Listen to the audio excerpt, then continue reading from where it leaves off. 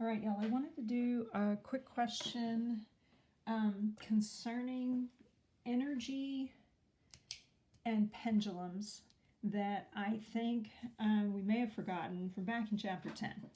So in chapter 10, it's number 58 if y'all want to look at that in your book. Otherwise, pretty much going to lay it out here.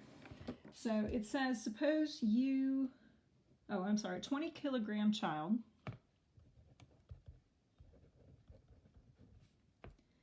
is on a swing that hangs from 3 meter long chains. So we have a pendulum essentially. So the length of this chain is 3 meters. What is her speed at the bottom of the arc if she swings out to a 45-degree angle before reversing direction? Okay, so she's a pendulum. And the length of our string is 3 meters, or chain, or whatever. And then she travels out here to this 45-degree angle. And they want to know what the speed is down here. Okay, so remember, we want to be thinking about energy when we're looking at a question like this. It's going to be a more straightforward way to solve this problem. So at the top of the arc, they're stopped momentarily. All of the energy is gravitational potential energy. At the bottom, we know that that's where the object reaches its maximum speed. And if we make this our 0 level for our height, then we have no potential energy. In other words, our kinetic energy here is equal to our potential energy there, provided that we can ignore any work done by external forces. So we're thinking about this system. It's this person on this swing and the earth. So the earth and the person are a system together. Remember that if we didn't have the earth, we wouldn't have potential energy here at all. And then if there was no gravity, we wouldn't swing down and we wouldn't have kinetic energy here. So the force of gravity is what transforms that energy from one form to another. But the total is going to remain constant. Okay, so we want to know speed here.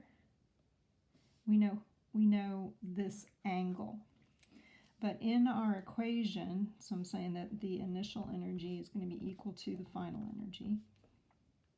The initial energy all being potential, the final energy all being kinetic. So our initial energy is mg, I believe it's y, on the equation sheet, equals 1/2 mv squared. Now, if we were asking about how much total energy there was, then the mass would matter. But we can see here, since we're solving for this velocity, the masses do cancel out. Okay, now, the part that I remember we went over when we actually did this problem in class was geometry. Our issue is geometry. So here, here's the initial height. So y1. And this is my final height, y2. We need to know what this is. We need to know this y, because that y is what's going to go right there. So like I said, we've got to do geometry to get there. So look at this triangle.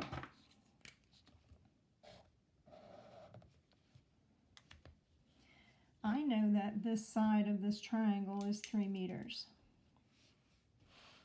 Let's just draw it again. There's my 45 degrees. Here's 3 meters because it's the length of the chain. Okay, I'm going to figure this out right here. I want to know what is x. Okay, that is the adjacent side to my angle.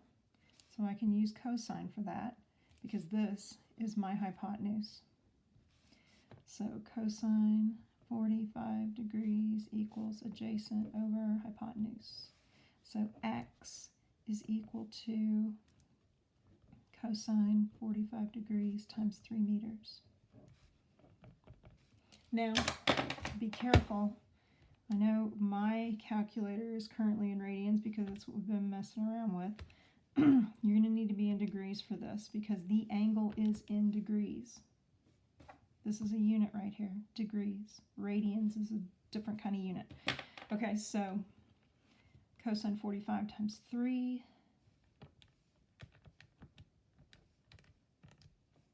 gets me 2.12.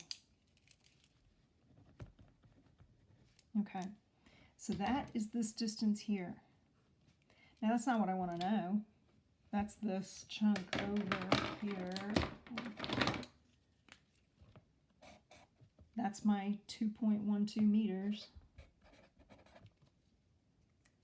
Well, if it's 2.12 meters from here to here, and it's 3 meters from here to here, then I can subtract to get this y. So 3 minus that is 0.879. So our height, or our y I've got in here, 0.879 meters. Okay, now I know g, I know y, and I want to solve for that velocity. So let's see, 2gy equals v squared, take square root of both sides, v equals, so times 2 times 9.8, take square root. That's, 4.1-ish meters per second down at the bottom. So this probably going to come up in conjunction with simple harmonic motion of a pendulum. This is the easiest way to calculate what that velocity is going to be at the equilibrium position. Now you can use the same idea with a mass on a spring, obviously.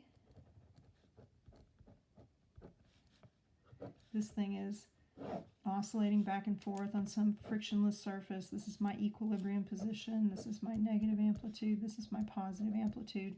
We've got that same exchange of energy between elastic potential energy and kinetic energy. So here we got our maximum kinetic energy. And over here we have our maximum potential energy.